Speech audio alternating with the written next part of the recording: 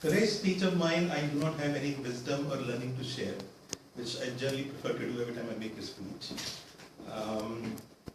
However, just because I'm not doing that, which is sticking to my objective, I will nonetheless stick to Toastmasters' objective, because I'm in the midst of some really talented, passionate and purist and strict Toastmasters.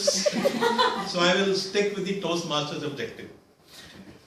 Good evening, everyone, fellow Toastmasters, Toastmaster of the Day, and esteemed guests.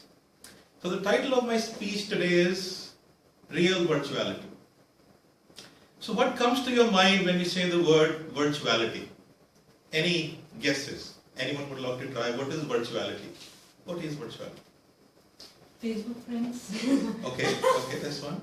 What else? Everything online. Anything online, okay. All in one direction, okay. Like the virtual world refers to something that's not tangible. Imaginary. Right. So, in philosophical parlance, virtuality is real but not actual.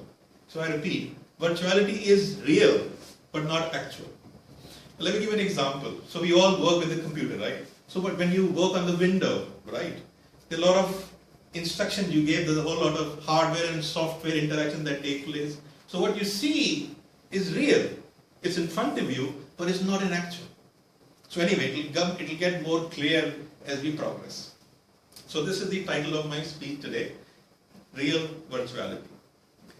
Now, so when did this all begin? When did this all start? When I asked you all what is the meaning of virtuality, somebody said Facebook, WhatsApp, social media, right? So these are the obvious things that comes to mind, right?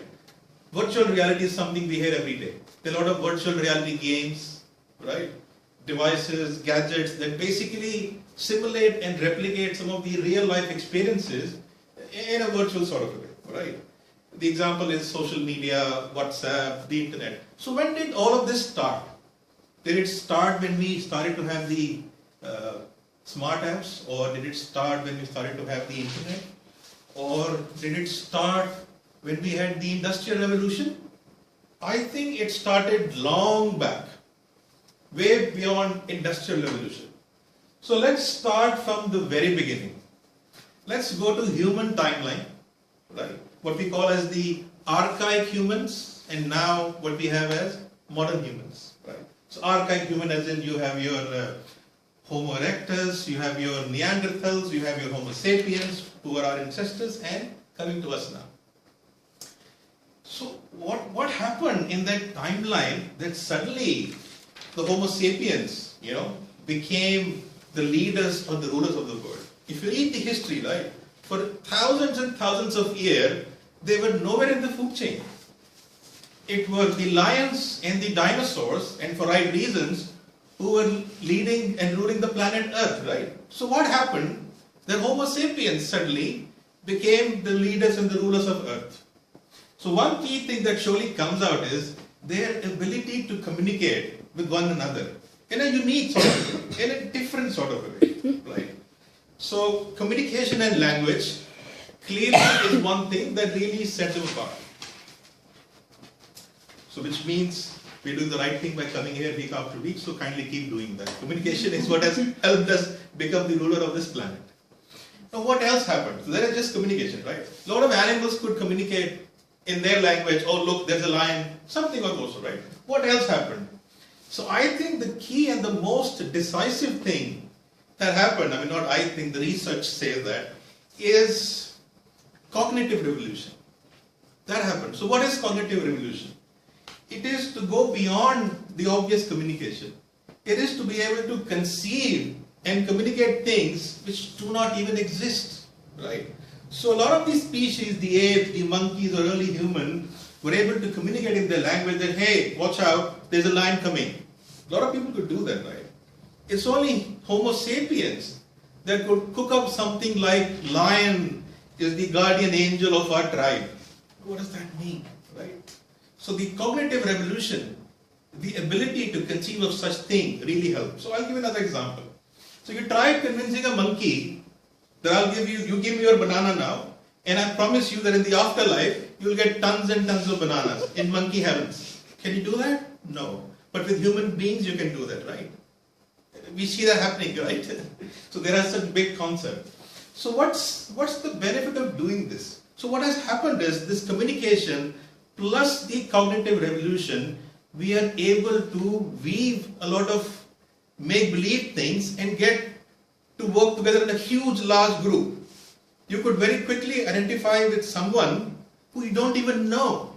Concept like religion, concept like governance, concept like financial rules. Just a bunch of folks cooked these things up, right? What is country? What is financial? What is government? They cooked it up and somehow were able to convince the fellow human beings to follow them, right?